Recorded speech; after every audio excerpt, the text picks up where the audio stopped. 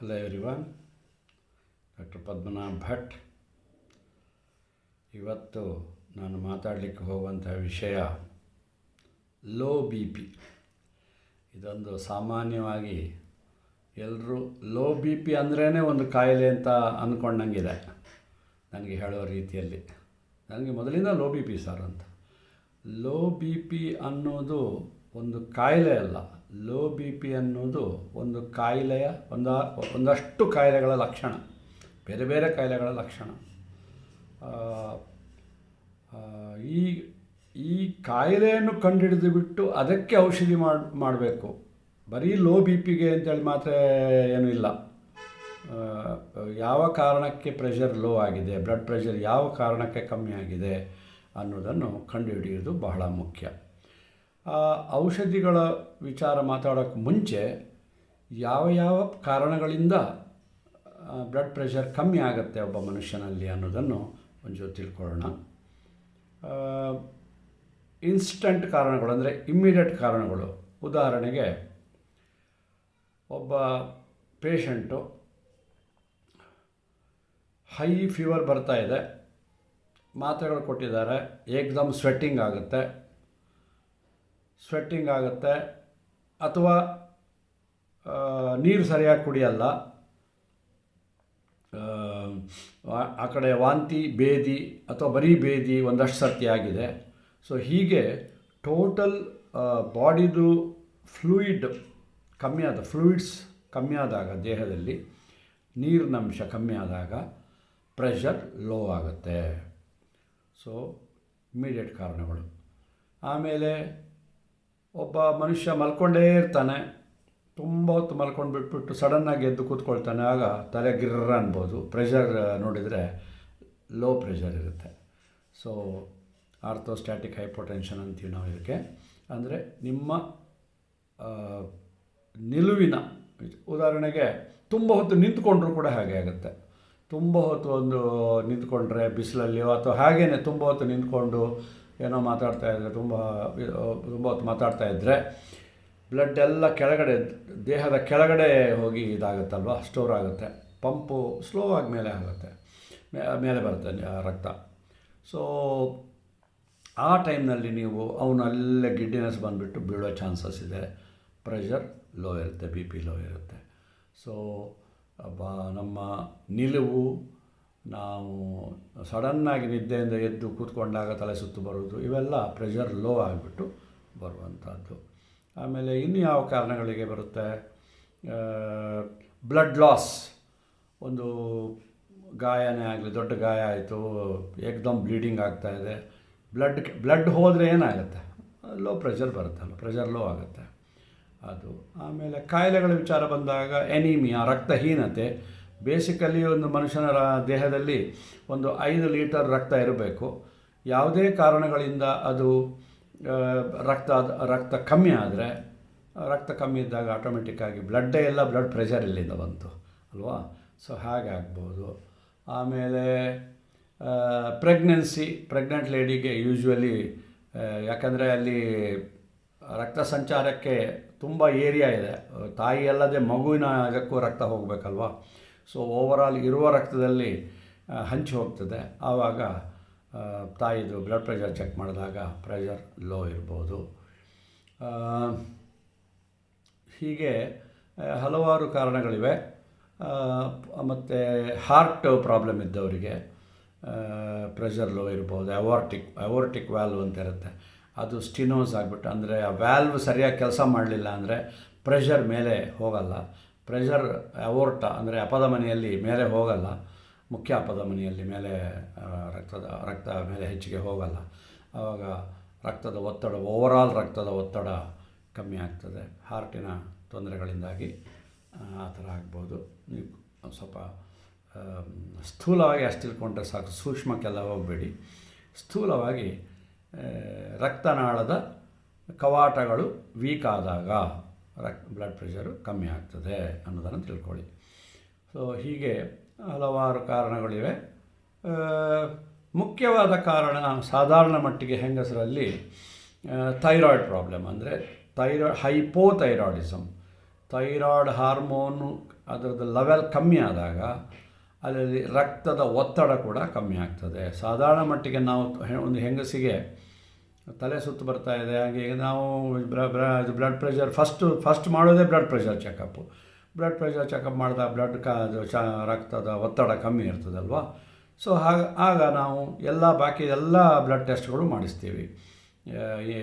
ಯಾವ್ಯಾವ ಕಾರಣಗಳಿರ್ಬೋದು, thyroid profile ಮಾಡಿಸ್ತೀವಿ, ಆಮೇಲೆ ರಕ್ತಹೀನತೆ, ಹೆಮೋಗ್ಲೋಬಿನ್ನು ಇತ್ಯಾದಿ ಹಲವಾರು ಟೆಸ್ಟ್ಗಳು ಮಾಡಿಸ್ತೀವಿ. ಹಾರ್ಟಿದ್ದು ಎಲ್ಲದೂ ಟೆಸ್ಟ್ ಮಾಡಿಸ್ಬಿಟ್ಟು ಆಮೇಲೆ ಫೈನಲ್ ಆಗಿ ಇದು ಇಂಥದ್ದೇ ಕಾರಣ ಅನ್ನೋದು ಖಚಿತ ಆದಮೇಲೆ ಅದಕ್ಕೆ ಸರಿಯಾಗಿ ನಾವು ಟ್ರೀಟ್ಮೆಂಟ್ ಕೊಡ್ತೀವಿ. ಹೆಚ್ಚಿನ ಹೆಂಗಸರಿಗೆ ನಿಮಗೆ ಗೊತ್ತಿರೋರು ತುಂಬ ಜನಕ್ಕೆ ಥೈರಾಯ್ಡ್ದು ಫಂಕ್ಷನ್ ಕಮ್ಮಿ ಇರ್ತದೆ, ಹೈಪೋಥೈರಾಯ್ಡಿಸಮ್.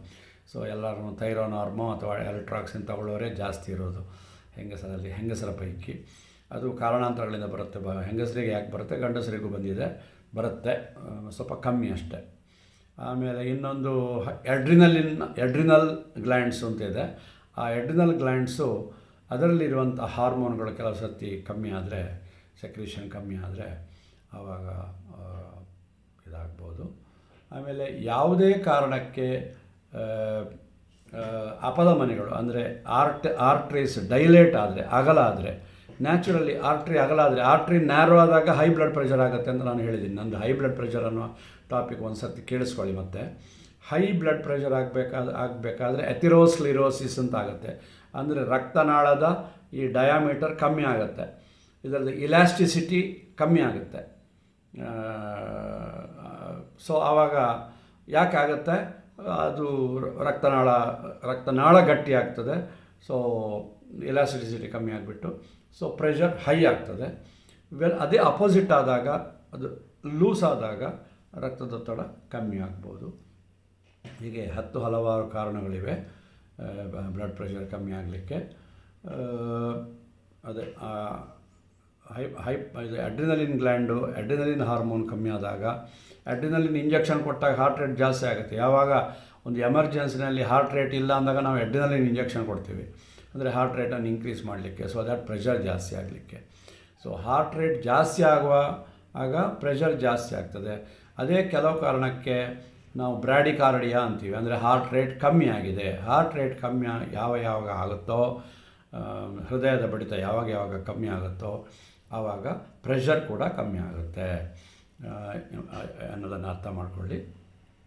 ಆಮೇಲೆ ಈವನ್ ಆರ್ಟ್ರಿ ಅಲ್ಲದೇ ವೇನ್ಸ್ ಕೂಡ, ಈಗ ವೆರಿಕೋಸ್ ವೇನ್ಸ್ ಇದ್ದವರಿಗೆ ನಾನು ಆವಾಗಲೇ ಹೇಳಿದಂತೆ ವೆರಿಕೋಸ್ ವೇನ್ಸಲ್ಲಿ ರಕ್ತ ಹಾಗೆ ಕೆಳಗಡೆ ಶೇಖರ ಆಗುತ್ತೆ. ತುಂಬ ನಿಂತ್ಕೊಂಡು ಕೆಲಸ ಮಾಡೋರಿಗೆ, ಪರ್ಟಿಕ್ಯುಲರ್ಲಿ ಹೌಸ್ ವೈಫ್ಸಿಗೆ, ಆಮೇಲೆ ಅಡುಗೆ ಕೆಲಸ ಮಾಡೋರಿಗೆ ನಾನೊಂದು ವೆರಿಕೋಸ್ ವೇನ್ಸ್ ಟಾಪಿಕ್ನಲ್ಲಿ ಇದನ್ನು ಮಾತಾಡಿದ್ದೀನಿ. ಸೊ ಎಲ್ಲ ರಕ್ತ ಕೆಳಭಾಗದಲ್ಲಿ ಶೇಖರ ಆಗುತ್ತೆ. ಸೊ ಶೇಖರ ಆಗೋದರಿಂದ ಓವರಾಲ್ ಪ್ರೆಷರು ಕಮ್ಮಿ ಆಗುತ್ತೆ, ಬ್ಲಡ್ ಪ್ರೆಷರ್ ಲೋ ಆಗುತ್ತೆ. ಸೊ ಅದು ಒಂದು ಕಾರಣ. ಪ್ರೆಗ್ನೆನ್ಸಿ ಹೇಳಿದೆ. ಆಮೇಲೆ ಇನ್ನೂ ಅಂಥದ್ದು ದೊಡ್ಡ ಇದೆ, ಬಟ್ ನಿಮಗೆ ಜನರಲ್ಲಾಗಿ ಅನುಭವಕ್ಕೆ ಬರುವಂಥದ್ದು ಸಿಚುವೇಶನ್ನು ಭಾಳ ಕಮ್ಮಿ. ಸೊ ಈ ಟಾಪಿಕ್ ಮಾತಾಡೋ ಉದ್ದೇಶ ಏನಂದರೆ, ನನಗೆ ಮೊದಲಿಂದ ಲೋ ಬಿ ಪಿ ಅಂತ ಹೇಳಿಬಿಟ್ಟು ಅದೇ ಒಂದು ದೊಡ್ಡ ಒಂದು ಪ್ರಶಸ್ತಿ ಥರ ಮಾತಾಡಬೇಡಿ. ಲೋ ಬ್ಲಡ್ ಪ್ರೆಷರ್ ಅನ್ನೋದು ಕಾಯಿಲೆ ಅಲ್ಲ, ಅದು ಹಲವು ಕಾಯಿಲೆಗಳ, ಬೇರೆ ಬೇರೆ ಕಾಯಿಲೆಗಳ ಸೂಚನೆ ಆಗಿರ್ಬೋದು. ಆದ್ದರಿಂದ ನಿಮ್ಮ ಪ್ರೆಷರ್ ಲೋ ಆದಾಗ ಒಂದೇ ರೆಕಾರ್ಡಿಂಗಿಗೆ ಡಿಸೈಡ್ ಮಾಡಬೇಡಿ. ಇನ್ನೂ ಒಂದು 2-3 ಸರ್ತಿ ನಿಮ್ಮ ಕುಟುಂಬ ವೈದ್ಯರ ಹತ್ರ ಹೋಗಿಬಿಟ್ಟು ಬ್ಲಡ್ ಪ್ರೆಷರ್ ಚೆಕ್ ಮಾಡಿಸಿ. ನೀವು ಪ್ರತಿ ಸರ್ತಿ ಚೆಕ್ ಮಾಡುವಾಗಲೂ ಸಾಧಾರಣ ಮಟ್ಟಿಗೆ ನಾನು ಏನು ಹೇಳ್ತೀನಿ, 120/80, ಮೇಲಿನ ವ್ಯಾಲ್ಯೂ 120, ಕೆಳಗಡೆ ವ್ಯಾಲ್ಯೂ 80, ಸಾಧಾರಣ 30 ವರ್ಷ ವಯಸ್ಸಿನವರಿಗೆ. ಒಂದು 10 ಮಿಲಿಮೀಟ್ರ್ ಕಮ್ಮಿ ಇದ್ದರೆ ಪರವಾಗಿಲ್ಲ. ಇದು ತೀರಾ 100/60, 100/70 ಈ ಥರ ಆದಾಗ ಖಂಡಿತವಾಗಿಯೂ ನೀವು ನಿಮ್ಮ ವೈದ್ಯರನ್ನ ಫರ್ದರ್ ಡಿಸ್ಕಷನ್ ಮಾಡಿ, ಅವ್ರ ಹತ್ರ ನೆಕ್ಸ್ಟ್ ಏನು ಮಾಡಬೇಕು ಅಂತ ಅವ್ರ ಹತ್ರ ಕೇಳ್ಕೊಳ್ಳಿ. ಅವ್ರು ನಿಮಗೆ ಸಲಹೆಗಳನ್ನು ಕೊಡ್ತಾರೆ ಏನು ಮಾಡಬೇಕು ಅಂತ. ಬಿ ಪಿ ಯಾಕೆ ಕಮ್ಮಿ ಆಯಿತು ಅನ್ನೋದನ್ನು ಅಪರೆಂಟ್ಲಿ ನಿಮಗೆ ನೋಡುವಾಗ ನಿಮಗೇನು ಕಾರಣ ಗೊತ್ತಾಗಲಿಕ್ಕಿಲ್ಲ, ಆವಾಗ ಅದಕ್ಕೆ ಇನ್ವೆಸ್ಟಿಗೇಷನ್ಸ್ ಮಾಡಿ ಅದಕ್ಕೆ ಕಾರಣ ಕಂಡುಹಿಡಿಯಬೇಕು. ಕಂಡುಹಿಡಿದ್ಬಿಟ್ಟು ಅದಕ್ಕೆ ಸರಿಯಾಗಿ ಟ್ರೀಟ್ಮೆಂಟ್ ತಗೊಳ್ಬೇಕು. ಇವರು ಈಗ ಇನ್ಸ್ಟಂಟ್ ಕಾರಣಗಳು ನಾನು ಹೇಳಿದೆ, ಜ್ವರ ಬಂದಾಗ. ಸೊ ಜ್ವರ ಬಂದಾಗ ನಾನು ಯಾವಾಗಲೂ ಹೇಳ್ತೀನಿ, ಜ್ವರ ಬಂದವರು ಆವಾಗ ಸ್ವೆಟ್ ಆಗ್ತಾರೆ, ಮಾತ್ರೆ ಕೊಟ್ಟಿರ್ತೀವಿ, ಸ್ವೆಟ್ ಆಗ್ತಾರೆ. ಸ್ವೆಟ್ ಆದಾಗ ಫ್ಲೂಯಿಡ್ಸ್ ಕಮ್ಮಿ ಆಗುತ್ತೆ. ಸೊ ಇಮಿಡಿಯೇಟಾಗಿ ಅವರಿಗೆ ರೀಹೈಡ್ರೇಷನ್ ಮಾಡಿ, ರೀಹೈಡ್ರೇಷನ್ನು 1 ಲೋಟ ನೀರಿಗೆ 1 ಚಮಚ ಸಕ್ಕರೆ, 1 ಚಿಟಿಕೆ ಉಪ್ಪು ಹಾಕಿಬಿಟ್ಟು ಕೊಡ್ತಾ ಇರಿ. ನಾರ್ಮಲಾಗಿ ಒಬ್ಬ ಮನುಷ್ಯನಿಗೆ ದಿನಕ್ಕೆ 2 ಲೀಟರ್ ನೀರು ಕುಡಿಬೇಕು ಅವನು, ನಾರ್ಮಲ್ ಕಿಡ್ನಿ ಫಂಕ್ಷನ್ ಮಾಡಬೇಕು ಅಂತಂದರೆ. ಈ ಥರ ಸೆಟ್ಟಾಗಿ ಇದಾಗುವಾಗ ಸ್ವಲ್ಪ ಉಪ್ಪು ಸಕ್ಕರೆ ಬೆರೆಸ್ಬಿಟ್ಟು ಕೊಡಬೇಕು ಅಂತ, ರೀಹೈಡ್ರೇಷನ್ ಮಾಡಬೇಕು. ಆಮೇಲೆ ಸಿವಿಯರ್ ಬ್ಲೀಡಿಂಗ್ ಆದಾಗ ಆ ಜಾಗದಲ್ಲಿ ಇದು ಇಂಟರ್ನಲ್ ಬ್ಲೀಡಿಂಗ್ ಅಂತ ಆಗುತ್ತೆ ಒಂದೊಂದು ಸರ್ತಿ.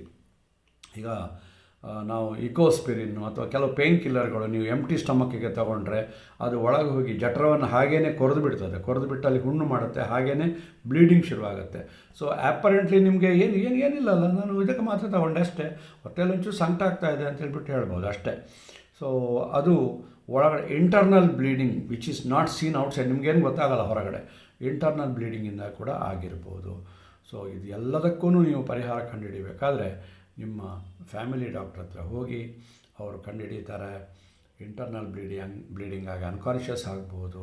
ದಯವಿಟ್ಟು ನಿಮ್ಮ ಫ್ಯಾಮಿಲಿ ಡಾಕ್ಟ್ರನ್ನು ಸಂಪರ್ಕ ಮಾಡಿ ಕಾರಣಗಳನ್ನು ತಿಳ್ಕೊಂಡು ಅದಕ್ಕೆ ಸರಿಯಾಗಿ ಔಷಧಿಗಳನ್ನು ಮಾಡಿ ನಿಮ್ಮ ಡಾಕ್ಟ್ರ್ ನಿಮ್ಮನ್ನು ಗೈಡ್ ಮಾಡ್ತಾರೆ ಏನು ಮಾಡಬೇಕು ಅಂತ, ಅದು ಮಾಡಿ.